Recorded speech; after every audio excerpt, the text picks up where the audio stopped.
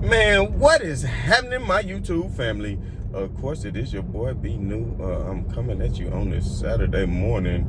As we all know, this is the weekend for the induction of the National Basketball Association Hall of Fame, and we have some very key players that's going into the Hall of Fame today. So I want to give big mad shout props up to Chris Webber, who I think should have been in the Hall of Fame a long time ago. When you talk about other players that's already, in the Hall of Fame, which is, out of all the sports, to me, probably the easiest one to enter as far as some accolades and achievements. But we won't get into too much of that because there's some more things I do want to focus on. We're going to get back to that in a second. But what I would like to focus on is Tony Kukoc is one of the members who will be going into the Basketball Hall of Fame, Naismith Basketball Hall of Fame. Tony Kukoc, who was a member of the second go-round of the Bulls teams that, of course, three-peated, 96, 97, and 98. Now, I don't know, personally, if he has the accolades, even though he did win 3 championships and he was an important piece. But let's all remember, he was just a 6th man coming off the bench. And that's my point as far as making it to the Hall of Fame. Hall of Fame definitely carries a lot of weight, and it means you are a great player. And it also means to me that you can't really tell the history of basketball without this player. Do you understand what I'm saying? Like what Tony Kukoc meant to the Chicago Bulls and their efforts in winning the championship was very important, even though I think he only averaged around 13 to 14 points for his career and was a 49% field goal shooter. So not quite at 50%, but 49 is damn good for a player who takes the majority of their shots at the perimeter. He was indeed a 40% three-point shooter, which is great nowadays. So for back then, that just shows you that Mike did have a lot of help, as far as winning the championship. And everybody a lot of times just want to say like Mike just did it all by himself. But at the end of the day, it was something that Kukoc said on yesterday that's kind of making some headlines that I kind of wanted to focus on. And what that is, Kukoc said, when asked who was his favorite teammate, he said Scottie Pippen. He said, I always said MJ was the best player, but to me, Scottie was more, just as important or more important than Michael Jordan. And I'm paraphrasing that, so, pull up the article and then you can see it for yourself, pull up the exact quote. But then so many words, that's what he said. He said Scottie would always take care of the ball. He was the one who brought it down court and who always found the right people and made the right decisions. So, in a sense, Scottie was one of the first point forwards, so to speak, which of course we all know LeBron James revolutionized that. But Scottie Pippen was a lot like a LeBron James in that aspect as far as guarding the other team's best players. Now, don't get it twisted. Now, I'm not a hater, and I'm telling you right now, Michael Jordan was one of the best defenders ever. You saw what he did as far as double steals, and even in the 88 or either the 89 season with over 130 blocks, if I'm not mistaken, was Michael Jordan. So, of course, depending on, the series and the matchups, Michael Jordan did, of course, guard other teams, great players too, but you got to even think about it. It was Scottie who guarded Barkley, in that finals. Of course, you couldn't ask Michael Jordan to actually do that, but, at the end of the day, Scottie was a very important piece. Now, Tony Kukoc did say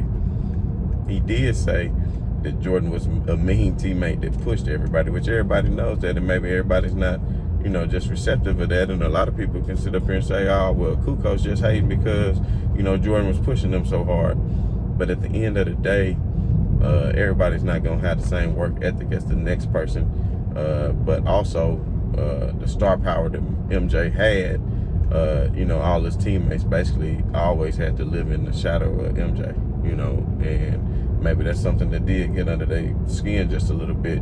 But at the end of the day, I think Kukoc has some valid points. So, me having grown up watching the Chicago Bulls when they reigned terror in the 90s, lets me know that, you know, a lot of what Tony Kukoc is saying is true. But then you got a lot of these MJ enthusiasts who gonna, you know, that he can do no wrong and say, you know, well, Kukoc just hating on him, you know, Jordan did this and Jordan did that.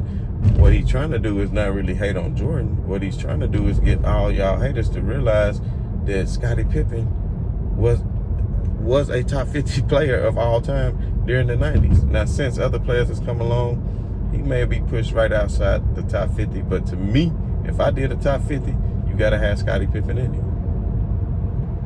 He's not going to be, of course, right up there at number 2 like Jordan or anything, and he's not going to be in the top 10. But I would say probably somewhere between 30 and 40 for me. And everything doesn't always boil down to stats, as we can see by Tony Kukoc inductions into the Hall of Fame. Because Tony Kukoc shooting, what, 13 or 14 points a game. Is that Hall of Fame stats? No, it isn't. But he was a very key piece in going into that Hall of Fame. So let me know below in your comments, do you feel like Tony Kukoc is Hall of Fame worthy? Of course, for us LeBron enthusiasts, it's always going to be more ammunition to say, well, Jordan was playing with yet another Hall of Famer. But at the end of the day, in my humble opinion, you know, I don't really think Tony Kukoc deserves to be in the Hall of Fame. But, you know, I don't know if there's what the politics is behind that and getting Tony Kukoc into the Hall of Fame or what, or who he knew. But at the end of the day, like they said, if there's other players in the Hall of Fame that, you know, he's just as good as, you know. So to me, I think Manu Ginobili should automatically be a lock into the Hall of Fame, and Tony Kukoc get into the Hall of Fame. You understand what I'm saying? But at the end of the day, he was a great player, and I do remember him being a great player. You know, and Jordan always had somebody on the team who was going to be a great knockdown three-point shooter. You know, whether it was Steve Kerr, whether it was John Paxson, whether it was B.J. Armstrong, whether it was Craig Hodges, whether it was Tony Kukoc. See, Krause was smart enough to know they needed a three-point shooter in order to be successful. Now, speaking of which, I know a lot of people say, and this is a controversial take I'm going to give you right now, is a lot of people say that Steph Curry is the one who, you know, revolutionized the NBA as far as the NBA taking a lot more threes. But if you really sit back and think about it, it was LeBron James who actually revolutionized shooting the three-pointers as far as the NBA taking more threes. Well, you say, well, B-New, how is that? How is that? No, it was Steph. No, I'm going to tell you something. So before I get into that part, let me first say, the reason it made me think about that is because we had somebody else that's going into the Hall of Fame in Chris Bosh. And I kind of feel the same way about Chris Bosh as I do about Kukoc, which of course he's a much better player than Kukoc. Don't get it twisted. But I think if Kukoc had given the opportunity to have more minutes, then who knows what his stats could be. But at the end of the day, what was Bosh really giving you in Toronto? Was he even a 2010 player year in and year out? No. I mean, his career average is 19 points a game. You know, he just, to me, I mean, he was a very important piece in Miami. Don't get it wrong. Don't get it twisted. But at the end of the day, you know, is he just putting up Hall of Fame numbers? In that case, then I would like to see Zach Randolph in the Hall of Fame. You know, and some other power forwards that could be in the Hall of Fame. Of course, he did win 2 championships. But look at Robert Horry. He has, what, 7? And you say, well, he was just a bench player. But listen to what I'm telling you. They didn't call him Big Shot Rob for nothing. No matter what team he played for, whether it was the Rockets, whether it was the Spurs, whether it was the Lakers, he hit big shots in order for them to seal championship moments en route to championships and in championships and in finals. So at the end of the day, you know, I think Robert Horry do deserve to be in the Hall of Fame. But that's a topic for another day. Now, Bosh going into the Hall of Fame, I think he eventually should have went into the Hall of Fame. Now, is he a first ballot Hall of Famer? Yes. No. But he is technically, but in my opinion, no, he not. Now, Paul Pierce, yes. Paul Pierce, first ballot Hall of Famer. And we might talk more about that in Monday's edition, and we could revisit some of these topics as well. But my thing is, you know, Bosh was a great player, but had he not went to Miami, now just be honest with yourself for a minute, haters. Now I'm talking to the haters and the smooth brain individuals. I'm talking to them. In all honesty, do you actually think that Chris Bosh would have won those 2 championships if it wasn't for going to Miami and teaming up with a LeBron James? How many championships would he have won without LeBron? 0, y'all. The answer is 0. He wouldn't have won any. And that's part of his case to making it to the Hall of Fame, for all the people to say, well, his numbers went down. Well, he became a 3rd option.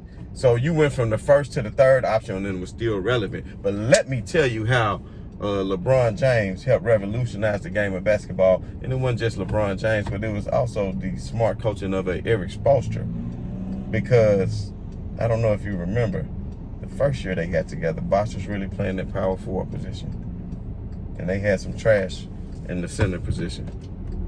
I forget my guy's name. I see his face, but that's how sorry he was. I barely remember his name. Yeah, he's sorry. So, in 2012, Miami switched it up and made Bosh into the center. And once Bosh turned into the center, that's what revolutionized team playing small ball. Because Bosh was moved to the center position, it was more capable of spreading the floor. By Bosh spreading the floor at the center position, he's bringing defenders outside of the paint, which was allowing LeBron James to drive to the paint. And guess what? If LeBron James drove to the paint, he's going to beat his defender off the dribble, especially back then when he was a lot quicker. He was getting easy money to the basket every time, so you had to come help defensively. So when the help came defensively, what was LeBron James doing? Kicking it out to wide open 3-point shooters. Do you understand? Now, basketball, I won't say that never happened before, but not to the extent that it was at this given moment, because you was having a center who was now spreading the floor. Because leading up to that revolution, you had stretch fours come about.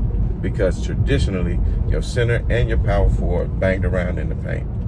Like, let's say a Kevin McHale, for instance, who banged around in the paint with Robert Parrish. Do you understand me?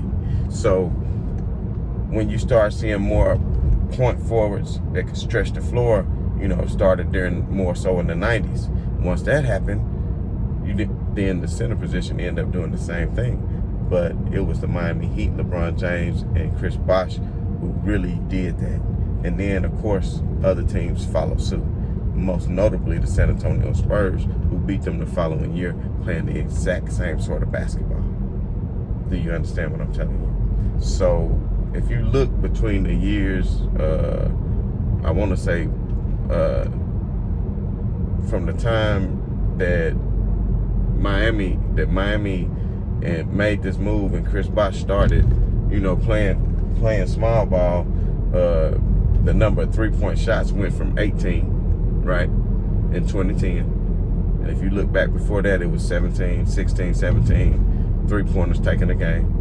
And then by the time 2014 rolled around and you had the Heat together and Bosh and LeBron and Wade together for 4 years, it went from 18 threes a game to 22 threes a game. So you're talking about a jump of 4 extra threes a game. And of course, once Golden State perfected it, playing the exact same type of ball, then you saw what happened. Steph Curry took it to a whole nother level, of course. And I'm not trying to take away from Steph Curry, because he is, to me, the greatest shooter of all time. Now, I won't say the greatest clutch shooter of all time. It's a difference between greatest clutch shooter of all time and greatest shooter of all time. Because, quite honest, in 2016, when both teams were on the scoring drought before Kyrie hit the big shot in the waning moments of the game, Steph Curry had plenty of opportunities to hit that shot. And I'm not going to give it all to Kyrie's defense. I'm just going to say Steph may be shrinking that moment just a little bit. You understand what I'm saying? That doesn't take away from his greatness and how he contributed throughout the course of the game. And for the people who say LeBron James shy away from those moments, you can see plenty of times in the playoffs where LeBron James has hit game-winning shots at the end. And while everybody giving Kyrie all the credit for that shot, let's not remember LeBron James hit a 3. The last shot before this drought of points was a LeBron James 3, and then a LeBron James getting fouled on the 3 to go to the line and shoot 3 free throws in which he sunk all 3. But they say he not clutch. And then even after the dunk and the very hard foul by Draymond, in which you could tell he hurt his hand, he still made 1 out of 2 to solidify the game and make it a 4-point game. Because if he misses both, it's still a 3-point game, and Golden State has a chance to win. So never overlook the fact that people take that so slightly. You understand what I'm telling you? They only try to look at the 3 because they seeing through the lenses, through the eyes of a hater. Through the eyes of a hater, you know. But you know how I tell haters, I see you later. You understand what I'm telling you? So at the end of the day, y'all, I just had to chime in on that. Now, we all do know that Paul Pierce is going to be inducted into the Hall of Fame as well, and that's something I definitely want to get into more on Monday's show. So we're gonna talk about that because as you know, it's Saturday. I got some things I need to be getting into. So with all that being said, man, this has just been your boy B New. I'm saying right on to the real. Much love to these haters. I'm out.